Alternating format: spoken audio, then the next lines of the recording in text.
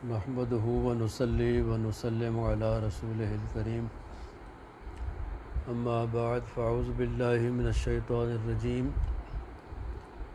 وبفضل بسم الله الرحمن الرحيم۔ جیسا کہ آپ حضرات کے علم میں ہے،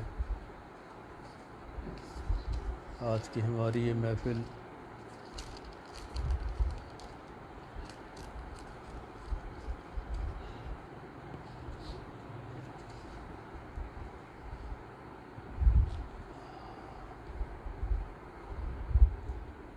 حضرت سیدنا امام حسن مجتبیٰ علیہ السلام کے یوم شہادت کی نسبت سے بالخصوص، اور حضرت خواجہ بہاؤالدین نقشبند رحمۃ اللہ علیہ اور حضرت خواجہ قمر الدین شاہ ابوالعلا رحمۃ اللہ علیہ کے چوتھے سجادہ نشین حضرت خواجہ فتح محمد شاہ ابوالعلا قمری رحمۃ اللہ علیہ کے عرص پاک کی نسبت سے ہے۔ برکت کے طور پر مختصر سے حالات ہم بیان کرتے ہیں سیدنا امام حسن علیہ السلام کے، تاکہ ہمارا نام بھی جو ہے آپ کی بارگاہ میں آپ کے یاد بنانے والوں میں شامل ہو، اور اللہ تبارک و تعالی ہماری اس محفل کو اپنی بارگاہ میں منظور و مقبول فرمائے۔ حضرت سیدنا امام حسن علیہ السلام آپ کی ولادت باسعادت 15 رمضان المبارک 3 ہجری میں ہوئی۔ ہجری کب سے سم شروع ہوتا ہے؟ جب نبی کریم صلی اللہ علیہ وسلم نے مکے سے مدینہ پاک ہجرت کی تو اسلامی سال اس سے شروع ہوتا ہے، یعنی ہجرت کے تیسرے سال میں حضرت امام حسن علیہ السلام کی پیدائش ہوئی۔ پیدائش کس کے یہاں ہوئی؟ حضرت بی بی فاطمہ سلام اللہ علیہا، جو کہ نبی کریم صلی اللہ علیہ وسلم کی سب سے چھوٹی صاحبزادی ہے۔ حضور علیہ الصلوۃ والسلام کی تمام صاحبزادیاں حضرت زینب، حضرت رقیہ، حضرت ام کلثوم علیہم الصلوۃ والتسلیم رضوان اللہ تعالی علیہم اجمعین، تمام کے تمام قابل احترام، اور ان سب کے اپنے اپنے مقامات، اپنے اپنے درجات، لیکن اللہ تبارک و تعالی نے حضرت سیدہ کائنات بی بی فاطمہ سلام اللہ علیہا رضی اللہ تعالی عنہا کو یہ خاص مقام عطا فرمایا۔ ایک تو آپ تمام جنتی عورتوں کی سردار ہیں، اور اس کے ساتھ ساتھ میں جو ہے نبی کریم صلی اللہ علیہ وسلم کی جو نسل مبارک ہے وہ آپ کی اولاد مبارک سے چلی ہے۔ یہ خاص ایک اعزاز ہے آپ کو۔ عموماً جو ہے نسل جو ہے وہ صاحبزادوں سے چلتی ہے، لیکن یہ آپ کے لیے نبی کریم صلی اللہ علیہ وسلم کی جو نسل ہے وہ حضرت سیدہ کائنات بی بی فاطمہ سلام اللہ علیہا کے صاحبزادوں حضرت امام حسن اور سیدنا امام حسین علیہ السلام سے جو نسل چلی ہے وہ نبی کریم صلی اللہ علیہ وسلم کی اولاد کہلاتی ہے۔ اس لیے کہ نبی کریم صلی اللہ علیہ وسلم کی جو آپ کی جو اولاد تھی، آپ کے 3 صاحبزادے تھے، بعض روایت میں 4 صاحبزادے ہیں، وہ تمام کے تمام کم سنے ہی میں وصال کر چکے تھے۔ حضور صلی اللہ علیہ وسلم کے صاحبزادے کم عمری ہی میں وصال فرما چکے تھے، تو اس کے بعد پھر اللہ تبارک و تعالیٰ نے یہ انتظام فرمایا کہ جو اولاد حضرت بی بی فاطمہ رضی اللہ تعالیٰ عنہ کی جو اولاد ہے وہ نبی کریم صلی اللہ علیہ وسلم کی اولاد کہلاتی ہے۔ حضرت علی اور حضرت فاطمہ کی اولاد، لیکن حضرت علی کی وہ اولاد جو بی بی فاطمہ سے ہے۔ حضرت علی کرم اللہ وجہ نے اور بھی حضرت بی بی فاطمہ رضی اللہ تعالیٰ کے وصال کے بعد آپ نے اور بھی بہت سارے نکاح فرمائے، وہ نبی کریم صلی اللہ علیہ وسلم کی اولاد نہیں کہلاتی۔ حضور علیہ الصلوۃ والسلام کے اولاد صرف امام حسن اور امام حسین علیہ السلام سے جو نسل چلی ہے وہ آپ کی اولاد کہلاتی ہے۔ جب آپ پیدا ہوئے حضرت امام حسن علیہ السلام تو آپ کی ولادت کے جو فرائض ہیں وہ حضرت اسماء بنت امیس رضی اللہ تعالی عنہا نے انجام دیے۔ حضرت اسماء بنت امیس کون ہے؟ یہ حضرت ابوبکر صدیق رضی اللہ تعالیٰ عنہ کی زوجہ مبارک ہے۔ اور اس سے پہلے آپ کا نکاح جو ہے وہ حضرت جعفر طیار رضی اللہ تعالیٰ عنہ سے ہوا تھا، جو حضرت علی کرم اللہ وجہ کے سگے بھائی ہیں۔ جب حضرت جعفر طیار کی شہادت ہو گئی تو اس کے بعد پھر حضرت نے ابوبکر صدیق نے آپ کو اپنے زوجیت میں لے لیا۔ تو حضرت اسماء بنت امیس نے آپ کی ولادت کے فرائض انجام دیے۔ آپ فرماتی ہیں کہ جب حضرت امام حسن علیہ السلام پیدا ہوئے تو میں نے کسی بھی قسم کے کوئی ناپاکی کے اثرات نہیں دیکھے۔ جیسے ہی آپ کی ولادت ہوتی ہے اس کے فوراً بعد سیدہ کائنات مصلی پہ کھڑے ہو کے نماز ادا فرماتی ہیں۔ یہ سیدہ کائنات کے لیے اللہ نے خاص اعزاز رکھا ہے۔ اس سے پہلے بھی اس بارے میں بیان ہو چکا، سیدہ کائنات کو کبھی بھی حیض و نفاس کی جو عورتوں کو علامات ہوتے ہیں، نہ مہینے کی نہ ہی ولادت کی کوئی کسی بھی قسم کے ناپاکی کے اثرات کبھی زندگی میں ہوئے ہی نہیں۔ یہ خاص اعزاز ہے سیدہ کائنات کے لیے۔ تو حضرت اسماء بنت امیس نے آپ کے یہ فرائض انجام دیے، اور اس کے بعد آپ کو ایک زرد رنگ کے کپڑے میں آپ کو رکھ کر نبی کریم صلی اللہ علیہ وسلم کی بارگاہ میں فرمایا۔ تو آپ نے فرمایا کہ اس زرد رنگ کے کپڑے کو ہٹا دو، اور پھر آپ نے سفید رنگ کے کپڑے میں لپیٹ کو آپ کو دیا۔ حضرت نبی کریم صلی اللہ علیہ وسلم نے آپ کو پیار فرمایا، اور آپ کے دائیں کان میں اذان اور بائیں کان میں اقامت کہی۔ اس کے بعد آپ نے حضرت علی کرم اللہ وجہ سے فرمایا کہ آپ نے کیا نام رکھا؟ فرمایا کہ نام کا اختیار تو آپ ہی کو ہے، آپ چاہیں تو اس کا نام حرب رکھیں۔ حرب کے معنی جنگ کے ہوتے ہیں۔ تو آپ نے فرمایا کہ نہیں، میں ابھی منتظر ہوں کہ جبریل کیا وحی لے کر آتے ہیں، کیا مقامات ہیں، پیدائش ہی کیسے ہو رہی ہے، تو کیا شان ہوگی آپ کی جو ہے نا۔ پھر حضرت جبریل علیہ السلام جو ہے اللہ کی طرف سے وحی لے کر آئے اور فرمایا کہ ان کا نام جو ہے وہ شبر رکھیں۔ کیا؟ شبر حضرت ہارون علیہ السلام کے بیٹے کا نام ہے۔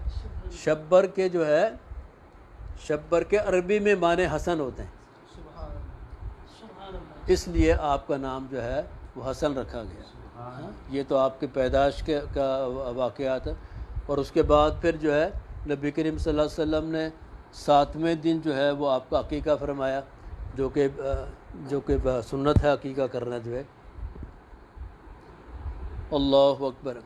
اب آپ کے فضائل و مناقب اگر بیان کیے جائیں تو اس کے لیے تو بہت وقت درکار ہے۔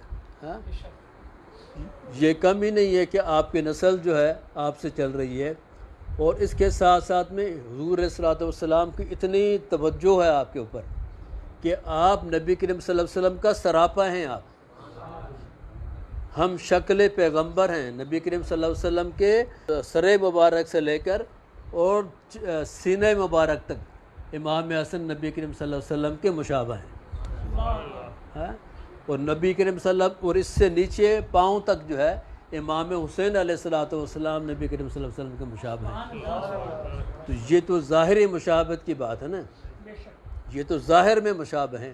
ایک بات مجھے یاد آ گئی، وہ میں ابھی مجھے چلیں اس کے ساتھ میں بیان کر دیتا ہوں۔ حضرت بحرالعلوم حضرت علامہ مولانا محمد عبدالقادر حضرت صدیقی قادری رحمۃ اللہ علیہ، دادا حضرت رحمۃ اللہ علیہ، آپ کا جو سفر نامہ جس میں آپ نے ملک شام کا اور مکہ اور مدینہ کا سفر کیا، اس میں اس سفر نامے کے اندر لکھا ہوا ہے کہ جب حضرت جنت البقیع میں حضرت امام حسن علیہ السلام کے پاس سلام کے لیے حاضر ہوئے تو آپ نے جنت البقیع میں جا کر آپ کی قبر اطہر کے پاس سلام کیا۔ یہ تو بہت پرانی بات ہے، پاکستان بننے سے بھی پہلے کی بات۔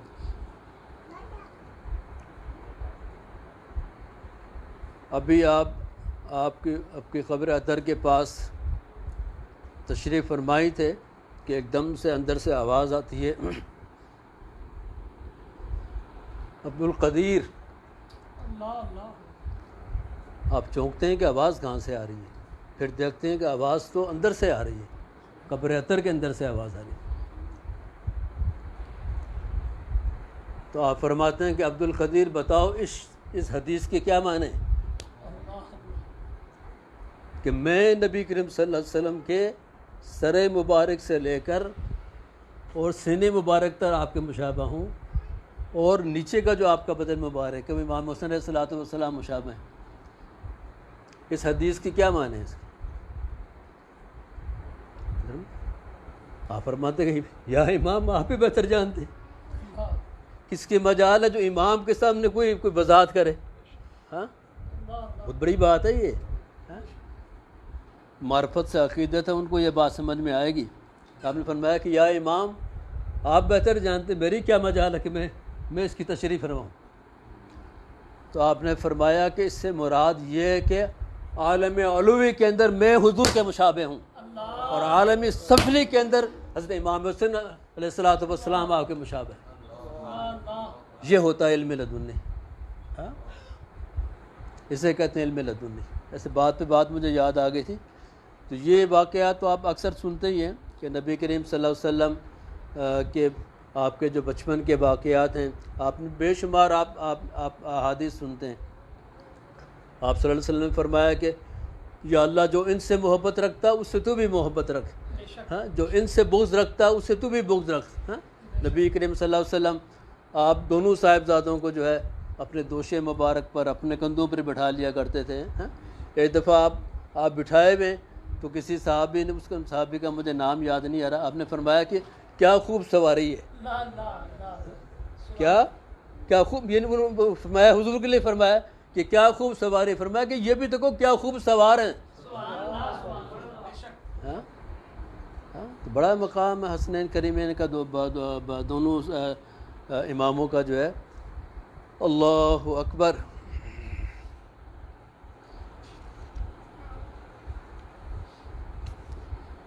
اسی طرح سے بعض دفعہ ایسا بھی ہوا کہ نبی کریم صلی اللہ علیہ وسلم ممبر پر تشریف فرمائیں. کیا ممبر پر تشریف فرمائیں، خطبہ دے رہے ہیں، خطبے کے دوران بھی اگر امام حسن علیہ السلام آ جاتے ہیں تو آپ اس کو اٹھا کے اپنے گود میں بٹھا لیتے ہیں. یہ محبت کا عالم ہے. آپ اگر نماز ادا کر رہے ہیں، اگر دونوں صاحبزادے اگر آ کے آپ کے کندھوں پہ سوار ہو جاتے ہیں، آپ سجدے کو طویل فرما دیتے ہیں. یہ آپ کی محبت کا عالم ہے. لیکن ایک بات ایسے تذکرہ جس کی طرف ہم سب کو توجہ کرنے کی ضرورت ہے، یہ اہل بیت اطہار کے ساتھ ایک کیا کہنا چاہیے اس کو، اب اس کو کیا لفظ استعمال کریں، کوئی بے ادبی بھی نہ ہو، بڑی ایک ناانصافی ہے. میرے اس پوائنٹ پر ذرا توجہ کریں، علماء حضرات کو بھی کرنے چاہیے. دیکھیں جب ہم اگر واقعات پڑھتے ہیں، سنتے ہیں علماء سے، یا کوئی کتابیں بھی پڑھتے ہیں، ہمیں بس اتنا ہی پتہ ہے، کیا بچپن کے ہمیں حالات پتہ. غور سے سنیں، بچپن کے حالات پتہ ہیں نبی کریم صلی اللہ علیہ وسلم کی حیات تک. اس کے بعد چیپٹر بند ہو جاتا ہے. اس کے بعد پھر آپ کو شہادت پہ آ جاتی ہے. بات بیچ کا جو عرصہ ہے وہ کوئی بیان نہیں کرتا. میری بات کو آپ کی توجہ آ رہی کہ نہیں آ رہی؟ تاریخ میں بھی بہت کم ایسے واقعات ملتے ہیں. تو یہ کتنی بڑی ایک ناانصافی ہے. آپ کا علم و فضل ہے، آپ کی کتنی کراماتیں آپ کی ہوں گی، کیا یہ پورا جو عرصہ آپ کی زندگی کا گزرا اس پہ خاموشی ہے؟ کیوں خاموشی ہے؟ یہ کتنی بڑی ایک ناانصافی ہے. اس طرف توجہ کرنی چاہیے علماء مشائخ کو جو ہے، اور جو بھی تاریخ لکھتے ہیں ان کو بھی جو ہے تمام مفصل تاریخ ہونی چاہیے. جو قربانی امام حسن نے دی، امام حسن علیہ السلام نے دی ہے، اور دیگر ائمہ اہل بیت نے دی، اس قربانی کا تو کوئی نعمت بدل ہے ہی نہیں. اس کی کوئی برابری کر ہی نہیں سکتا.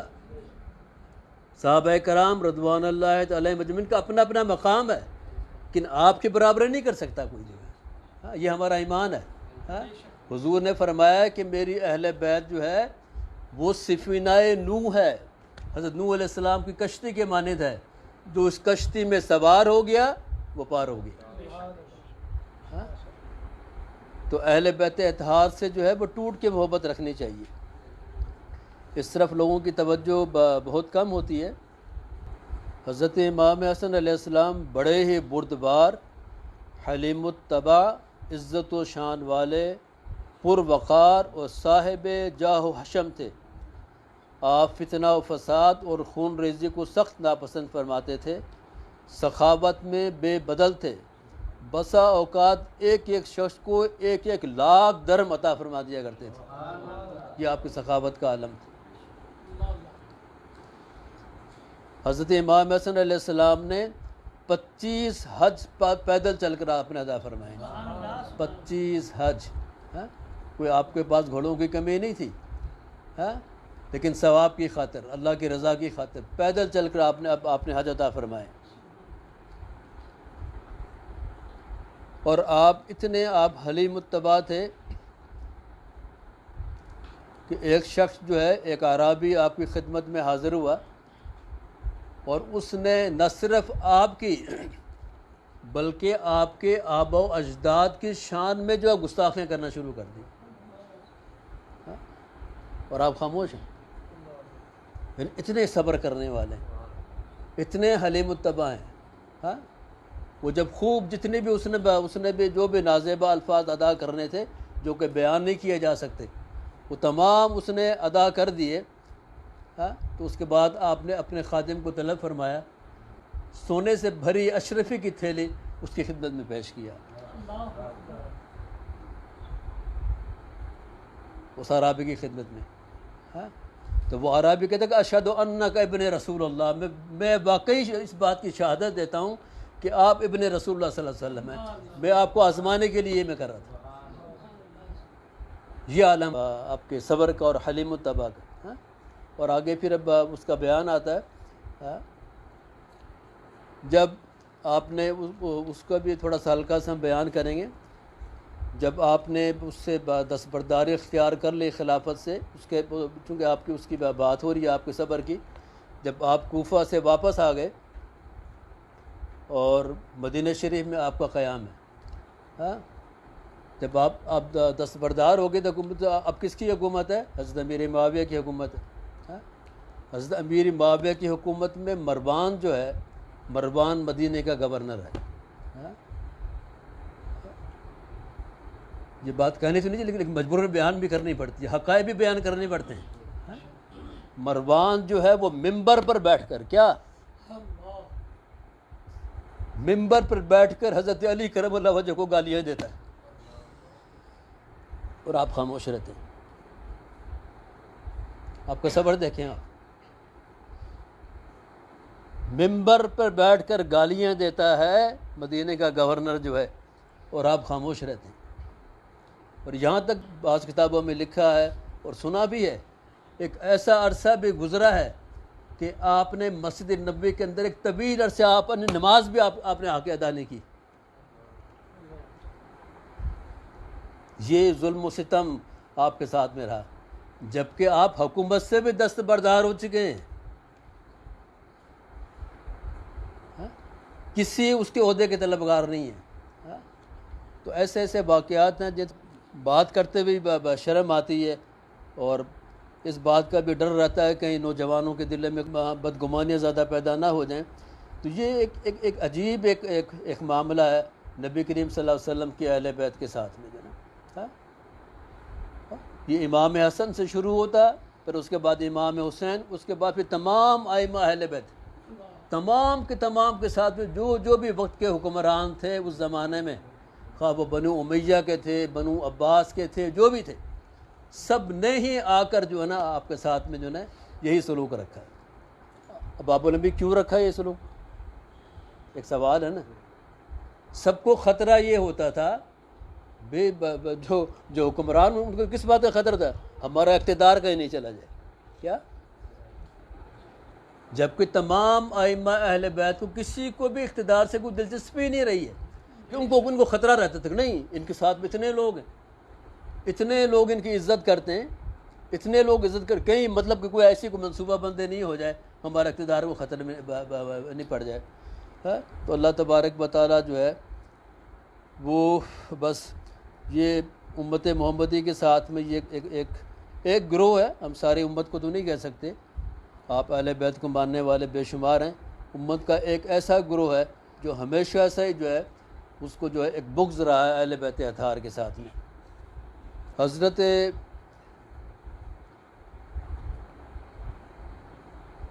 اصل میں یہ حضرت سیدنا ابو بکر صدیق رضی اللہ تعالیٰ عنہ خلیفہ اول، اور اس کے بعد خلیفہ دوم جو ہیں حضرت سیدنا عمر بن خطاب رضی اللہ تعالیٰ عنہ، آپ کا زمانہ ایک امن و امان کا ایک زمانہ گزرا ہے نا۔ اس کے بعد جیسے ہی حضرت عثمان غنی کا دور آتا ہے، اسی دور سے ہی پھر جو ہے نا سازشیں ہونا شروع ہو گئیں، اور ان سازشوں کے پیچھے وہ یہودی اور نصارہ تھے، کفار تھے، وہ پھر لوگوں کو پھر مسلمانوں کو بھی استعمال کرتے تھے، مختلف گروپ بندیاں ہوتی گئیں۔ اسی شورش کی وجہ سے جو ہے حضرت عثمان غنی رضی اللہ تعالیٰ عنہ کی شہادت ہوتی ہے، ایک مظلومانہ شہادت ہوتی ہے آپ کی۔ آپ بھی امت میں کوئی فتنہ و فساد برپا نہ ہو جائے، اپنی شہادت کو قبول کرتے ہیں اور باغیوں سے مقابلہ نہیں کرتے ہیں، اور وہی پیروی جو ہے حضرت امام حسن نے فرمائی، آگے چل کے پھر بیان آئے گا۔ تو جب یہ سارے سازشیں ہونے لگیں تو اس کے بعد حضرت عثمان غنی رضی اللہ تعالیٰ عنہ کی شہادت کے بعد پھر حضرت علی کرم الوجہ نے جو خلافت جو آپ نے سنبھالی ہے وہ بوجہ مجبوری سنبھالی ہے، کوئی آپ خلافت کے طلبگار نہیں تھے کوئی، کیا آپ کو تو وہ خلافت اللہ نے عطا فرمائی ہے ولایت کی جو تا قیامت ہے، آپ کی اور آپ کی اولاد کو، وہ تو قیامت تک کی حکومت ہے آپ کے پاس۔ یہ حکومت تو یہ تو دنیاوی خلافت ہے نا بھائی، اصل خلافت تو وہ ہے، اصل خلافت تو باطن کی خلافت ہے۔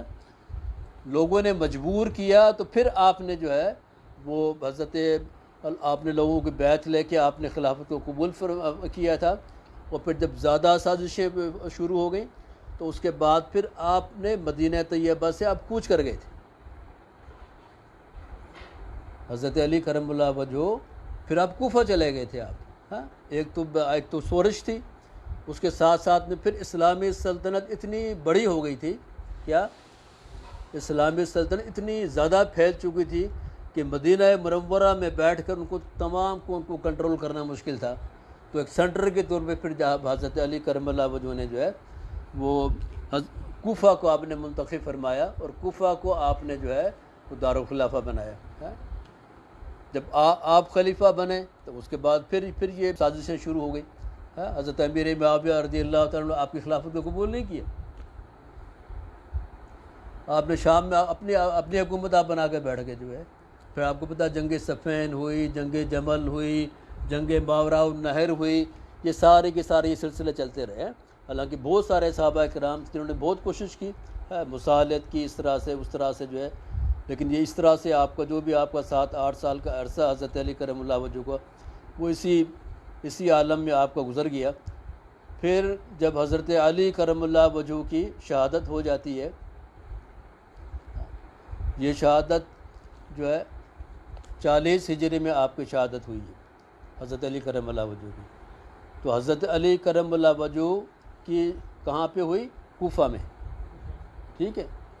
اب حضرت علی کرم اللہ وجہ کی شہادت جب ہوتی ہے تو حضرت علی کرم اللہ وجہ نے امام حسن کو نامزد نہیں کیا، کیا سنیں ذرا غور سے، یہ تاریخ پتہ ہونا چاہیے آپ لوگوں کو کہ بھئی میرے بعد امام حسن کو خلیفہ بنا لینا، کیا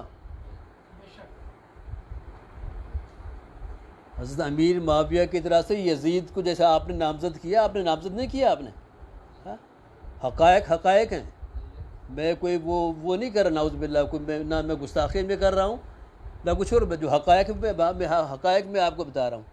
حضرت امام حسن علیہ الصلوۃ والسلام کو حضرت علی کرم اللہ وجہ نے اپنی جگہ پر خلیفہ نامزد نہیں کیا کہ میرے بعد آپ کو خلیفہ بنا لینا۔ آپ کی شہادت کے بعد پھر کوفہ کے لوگوں نے بالاتفاق آپ کے ہاتھ پر بیعت کی ہے، کیا بالاتفاق کوفہ میں آپ کے ہاتھ پر بیعت ہوئی ہے۔ اب اس بیعت کو بھی نہیں مانا گیا. ہاں حضرت امیر معاویہ کا جو گروپ جو تھا اس نے حضرت امام حسن کی خلافت کو نہیں مانا. اب ہاں پھر یہ خدشہ پیدا ہو گیا. اب پھر دوبارہ سے اس طرح سے پھر جو ہے وہ مسلمانوں کے اندر پھر جو ہے پھر ایک اختلاف ہوگا اور اس طرح سے وہ ہوگا. اب امام حسن کے پاس دو راستے تھے علیہ السلام کے پاس. ہاں یا تو آپ کی خلافت مسلم تھی نا, آپ تو خلیفہ بن چکے تھے, اپنی خلافت کو برقرار رکھیں, اپنی خلافت کو برقرار رکھیں. ہاں لیکن آپ نے اپنی خلافت کو 6 مہینے تک تو آپ نے برقرار رکھا, اور جب آپ نے دیکھا کہ اب بہت زیادہ اس کا خطرہ ہے, ہاں خون ریزی کا خطرہ ہے, حضرت امیر معاویہ حکومت سے کم پر راضی ہی نہیں.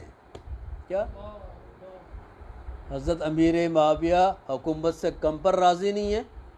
ہاں اور اہل کوفہ جو ہیں وہ بھی بے وفا ہیں. وہ پہلے حضرت علی کرم اللہ وجہ سے بھی بے وفائی کر چکے ہیں. اہل کوفہ کی بے وفائی بھی مشہور ہے.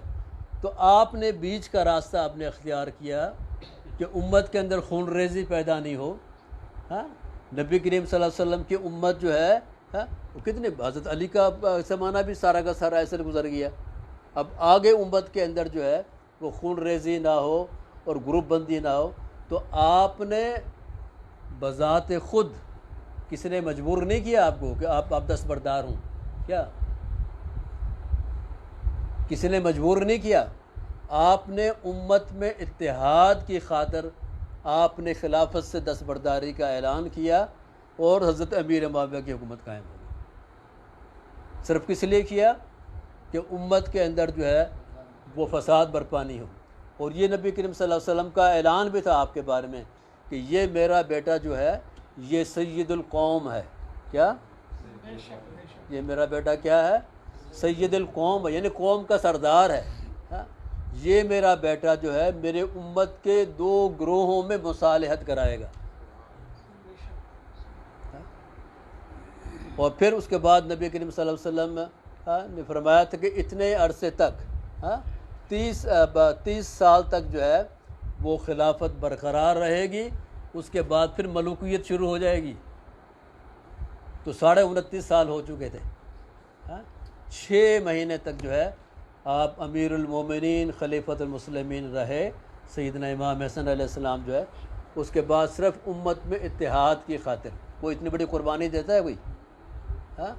40,000 فوج, کیا 40,000 فوج اس وقت آپ کے پاس حاضر تھی. آپ بھی جا کر مقابلہ کر سکتے تھے دوسرے فریق کا.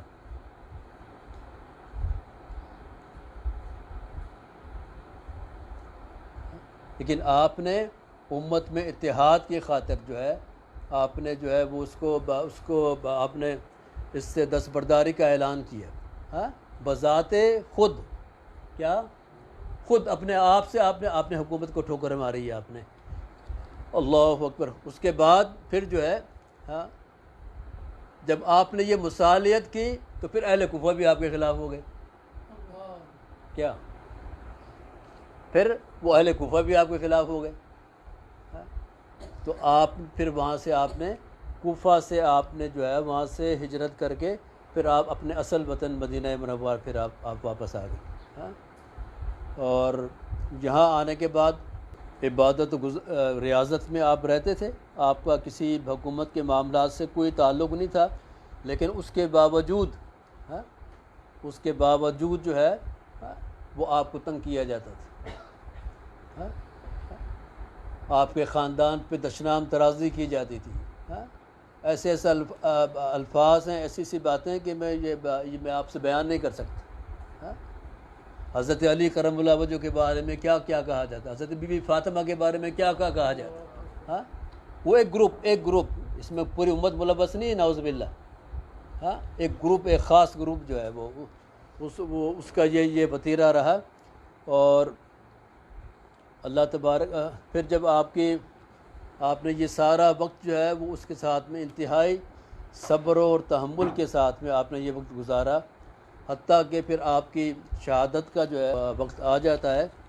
اور آپ کی شہادت جو ہے جب آپ کی عمر 47 سال کی تھی صرف, 47 سال کی عمر میں جو ہے یہ 5 حضرت علامہ جلال الدین سیوطی رحمۃ اللہ علیہ جو بہت بڑے محدث ہیں، آپ نے بھی اپنی کتاب میں جو ہے وہ ربیع الاول کا مہینہ آپ نے لکھا، تاریخ خلفاء ہے، طبری ابن خلدون ہے، اس میں بھی آپ کی تاریخ جو ہے وہ 5 ربیع الاول آپ کی شہادت کی تاریخ ہے۔ بعض کتب کے اندر جو ہے وہ 28 صفر بھی ہے، ہاں، تو خواہ کوئی 28 صفر کو منائے یا 5 ربیع الاول کو منائے، اصل مقصد منانے کا ہے، ہاں، اصل مقصد منانا ہے، خواہ کوئی کسی بھی تاریخ کو کوئی منائے، لیکن ستم کیا کوئی مناتا نہیں ہے کوئی،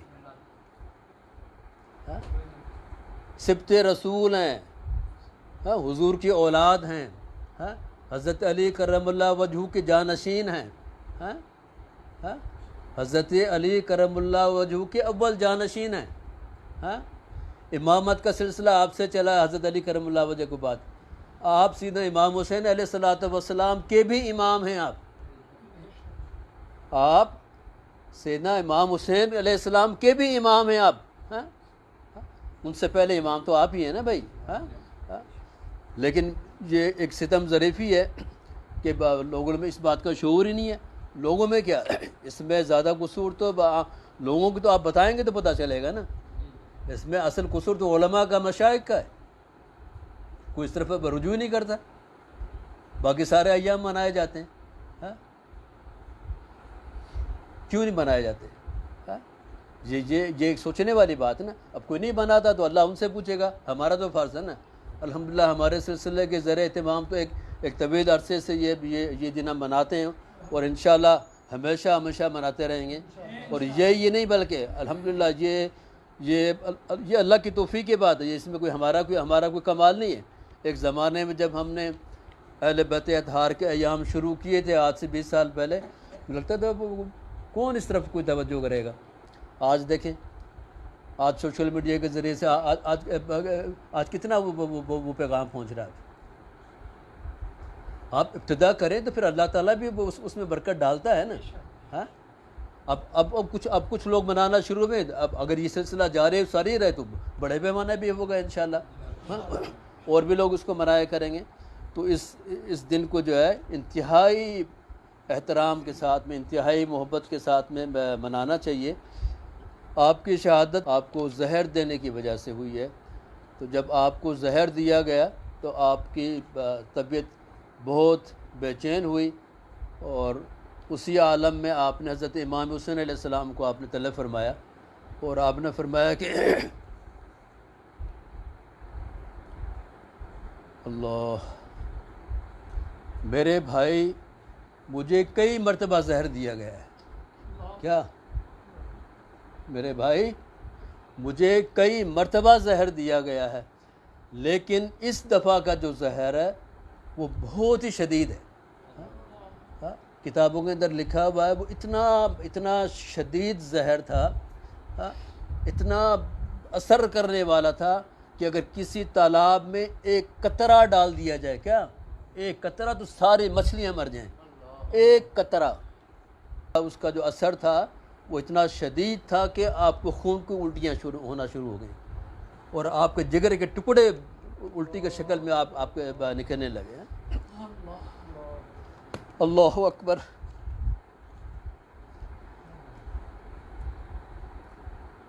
اللہ،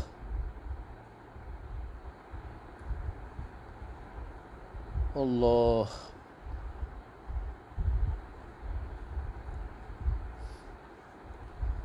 جب حضرت امام حسین علیہ السلام نے آپ کی یہ حالت دیکھی، اور اس کے بعد آپ کے چہرے کا رنگ بالکل بدل گیا، اتنی شدت سے آپ کو الٹیاں ہوئیں، تو فرمایا کہ بھائی جان بتائیے آپ کے ساتھ یہ ظلم کس نے کیا، یہ زہر کس نے دیا آپ کو؟ اب دیکھیں صبر کی کیا مقام ہے آپ کا، اس حالت میں بھی کسی کا نام نہیں لیتے، ہاں، حالانکہ پتہ ہوگا آپ کو امام زمانہ ہے بھائی، ہاں، کیا فرماتے ہیں امام حسن نے فرمایا کس لیے پوچھ رہے ہو، کیا تم اس کو قتل کر دو گے؟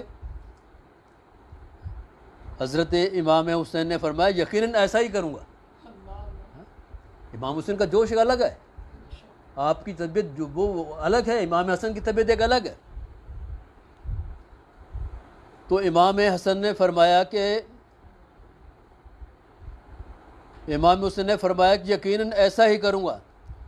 تو شہ سوار میدان رضا سید الازکیاء حضرت امام حسن رضی اللہ تعالی عنہ نے فرمایا کہ بھائی جان،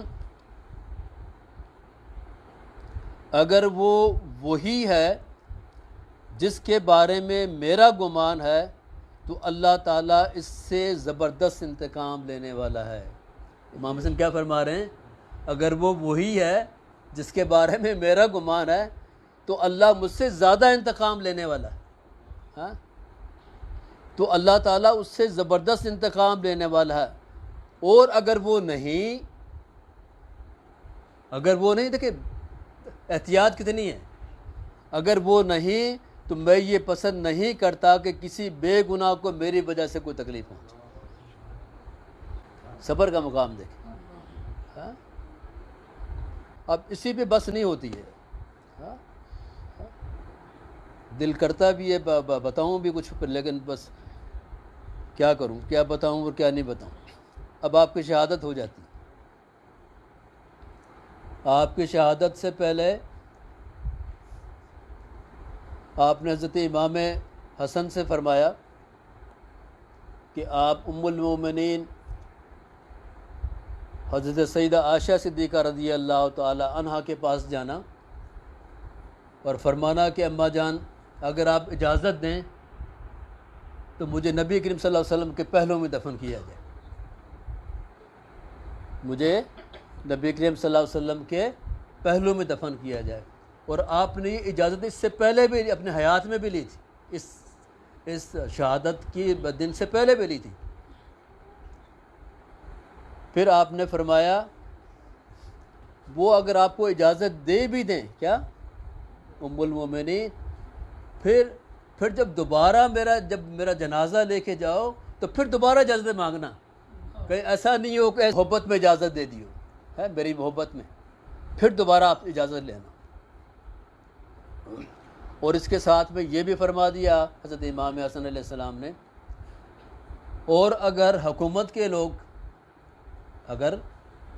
کے لوگ اس بارے میں کوئی مداخلت کریں، اس بارے میں مداخلت کریں تو پھر کسی سے کوئی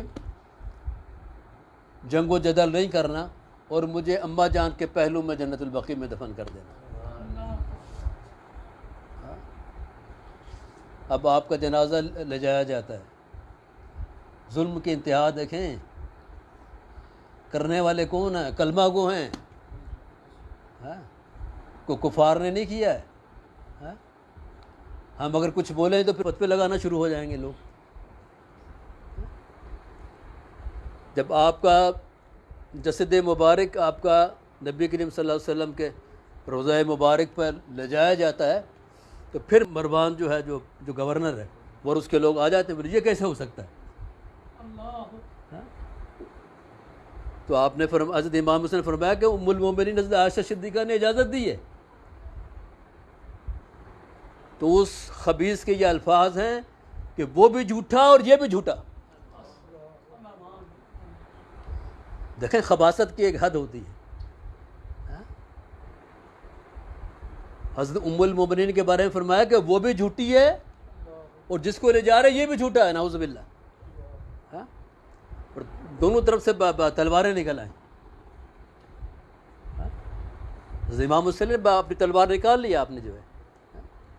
اور بعض کتب میں تو یہ بھی لکھا ہوا ہے، بعض کتب میں کہ آپ کے جنازے پر تیر برسائے گئے ہیں۔ حضرت امام حسن علیہ السلام کی۔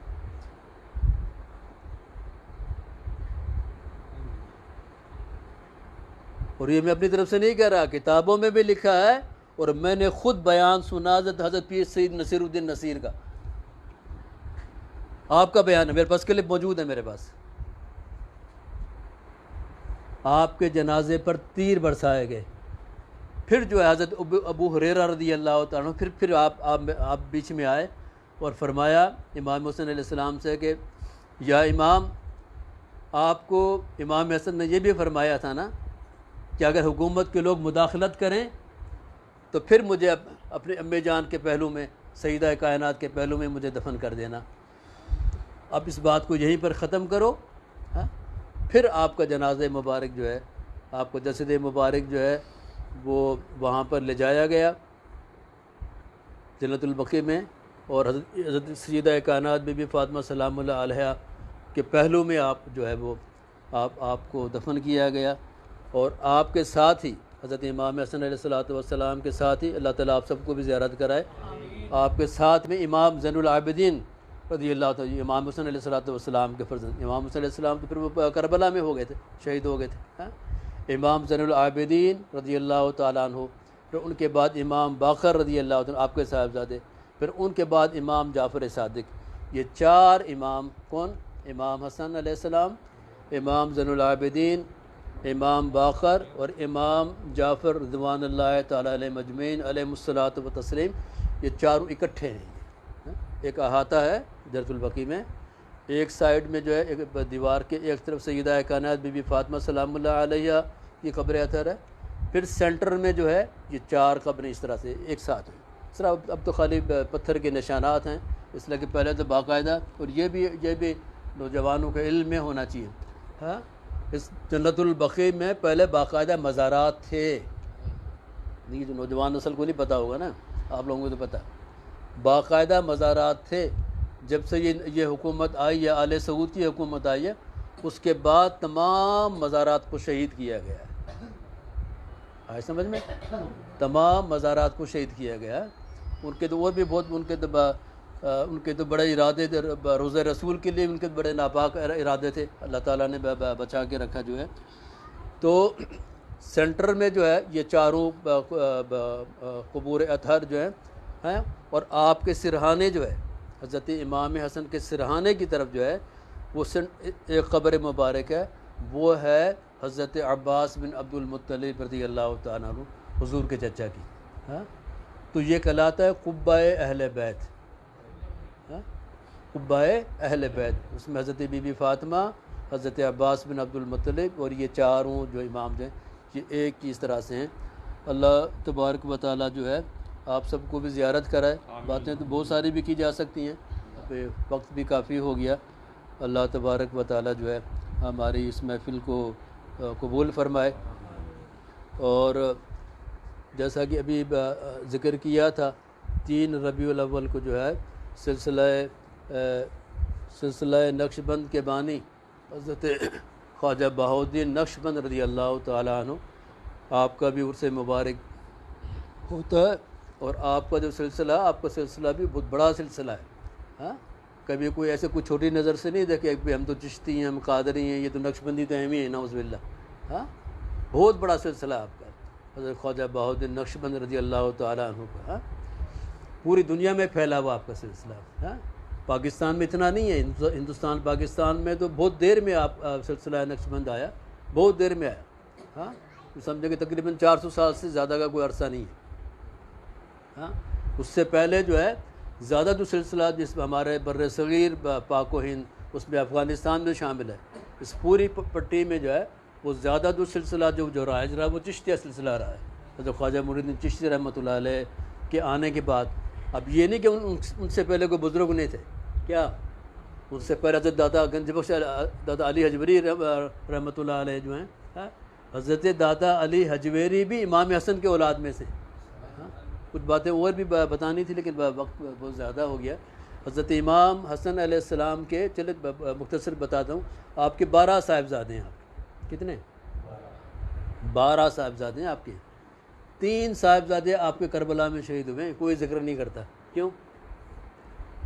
حضرت علی اصغر، حضرت علی اکبر کا تو ذکر ہوتا ہے. یہ دیکھیں، یہ اس پہ غور کرنے کی ضرورت ہے. اس پہ یہ تاریخ کے ساتھ میں یہ کیا ہو رہا ہے. حضرت علی کرم اللہ وجہ کو تقریباً 13 پوتے آپ کے شہید ہوئے ہیں، آپ کے خاندان کے.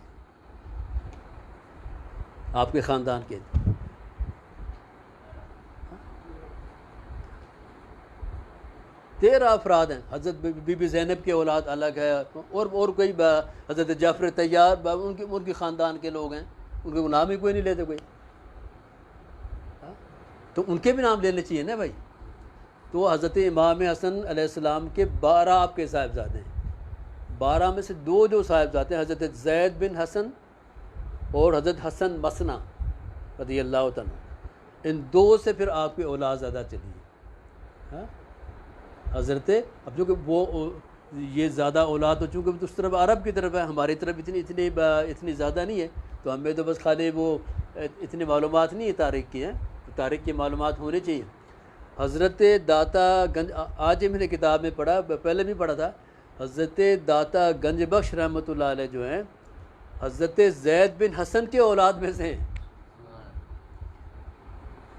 امام حسن علیہ السلام کی.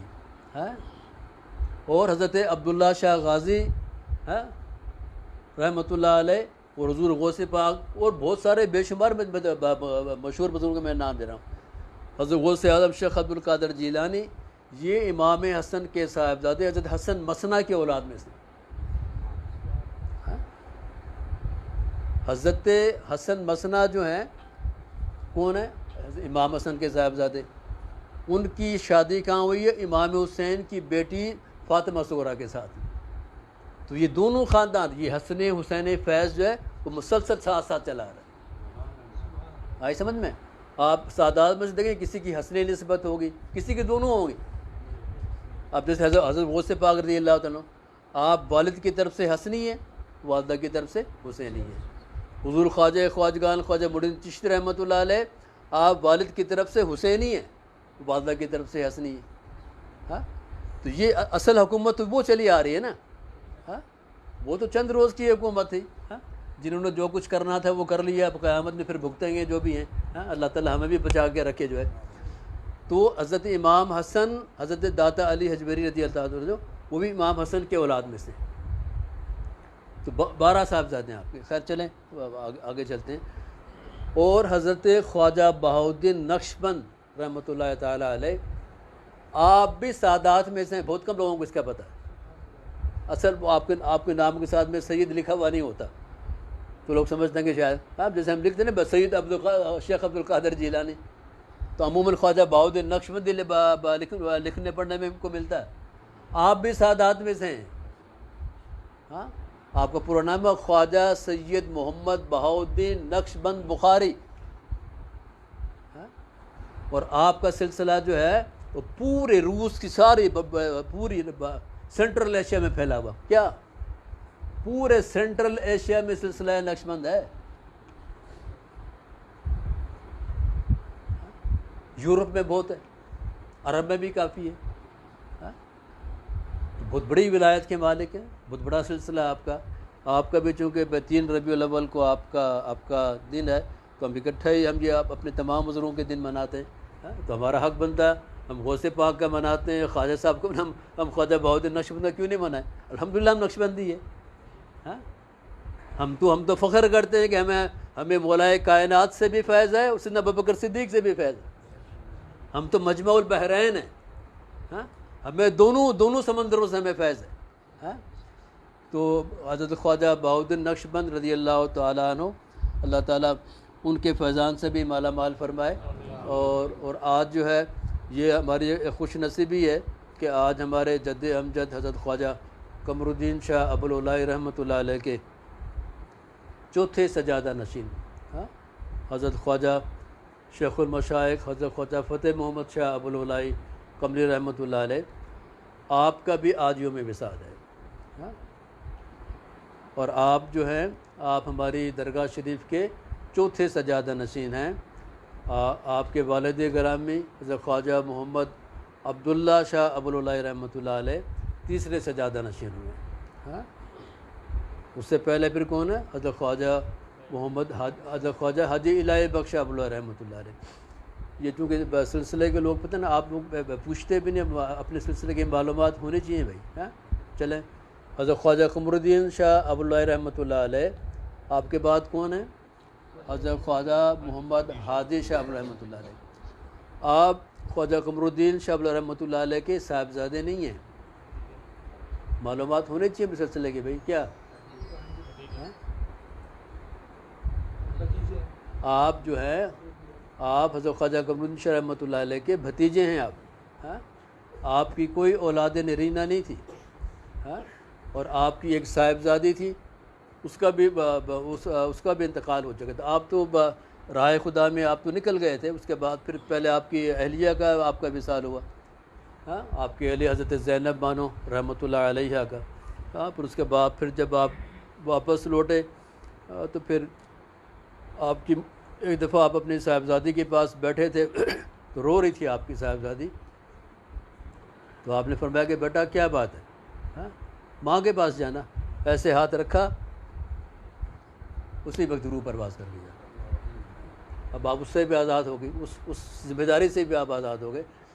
تو زینب دادی کا اور آپ کی صاحبزادی کا ان کا مزار جو ہے وہ سریا سر ایک گاؤں ہے نواں کے برابر میں، سریا سر.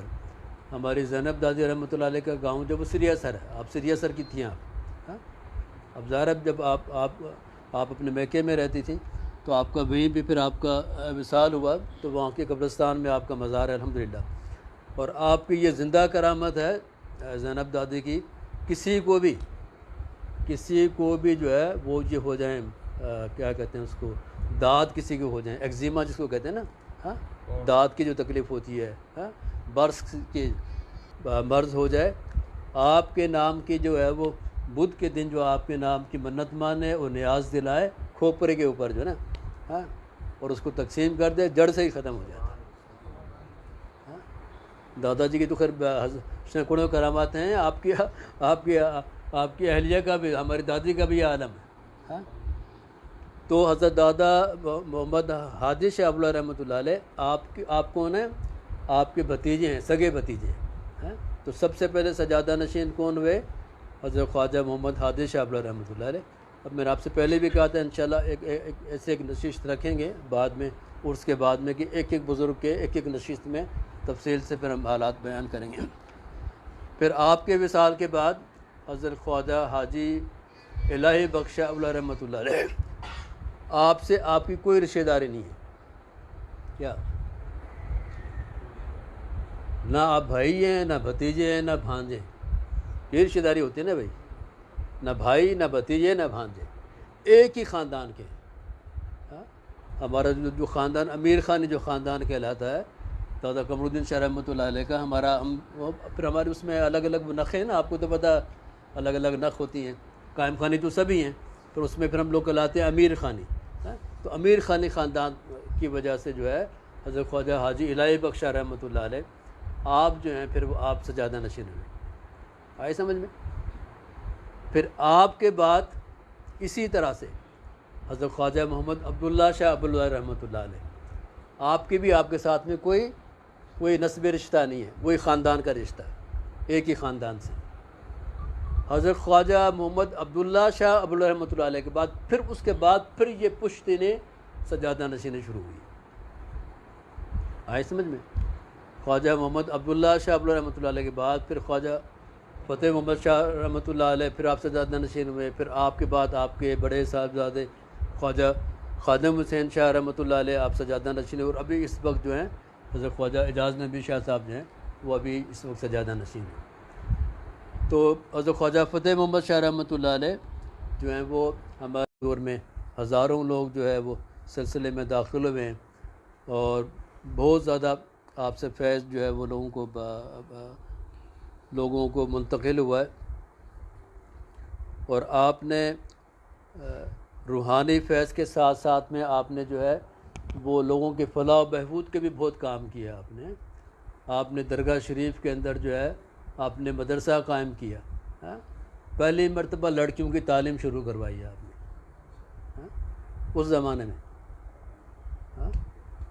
لڑکیوں کی تعلیم پہ آپ نے جو ہے نا اس پہ آپ نے بہت اس کو پروموٹ کیا آپ نے. اور درگاہ شریف جو ہے آج بھی جو ہے وہاں پر جو ہے وہاں پر بھائی چارے کا سب سے بڑا مرکز ہے. وہاں پہ کوئی بھی ہندو مسلم فساد نہیں ہوتا. جتنی عقیدت سے مسلمان درگاہ شریف میں آتے ہیں اسی عقیدت سے جو ہے وہاں کے قرب و جوار کے جو غیر مسلم حضرات ہیں وہ بھی اسی عقیدت سے آتے ہیں. اور آپ 70 سال جو ہے وہ پھر گفتگو بھی کافی دیر ہو گئی ہے، کافی لمبی ہو جائے گی.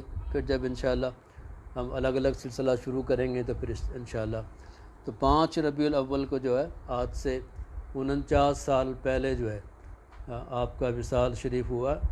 اور پھر آپ کے بعد پھر جو سلسلہ جو چلا وہاں پر ہندوستان میں جو ہے وہ آپ کے صاحبزادے حضرت خواجہ خادم حسین شاہ ابوالعلا رحمۃ اللہ علیہ آپ کے مسند نشین ہوئے. اور یہاں پاکستان میں جو ہے میرے والد گرامی اور پیر و مرشد محبوب الاولیاء حضرت خواجہ محبوب علی شاہ ابوالعلا قمری رحمۃ اللہ علیہ سے یہاں پاکستان میں جو ہے سلسلہ ابوالعلا قمری کا یہاں پہ آغاز ہوا پاکستان میں جو ہے. اور آج بھی الحمدللہ جاری و ساری ہے اور تا قیامت انشاءاللہ جاری و ساری رہے گا. اور الحمدللہ ہمارے سلسلے میں صرف پاکستان ہی نہیں الحمدللہ ہندوستان، سعودی عرب اور آسٹریلیا، امریکہ، بہت ساری جگہ پر، قطر، بے شمار جگہوں پہ جو ہیں ہمارے سلسلے میں سے لوگ وابستہ ہیں. اور الحمدللہ یہ ہمارے جد امجد حضرت خواجہ فتح محمد شاہ ابوالعلا رحمۃ اللہ علیہ کا فیضان ہے. اور آج کے صاحب عرس میرے دادا پیر حضرت خواجہ فتح محمد شاہ ابوالعلا رحمۃ اللہ علیہ کی ان کی نظر کرم ہے کہ اس سلسلے کی ترویج و اشاعت الحمدللہ پوری دنیا بھر میں جاری و ساری ہے اور انشاءاللہ تا قیامت جو ہے وہ جاری و ساری رہے گی. وما علینا الا البلاغ المبین.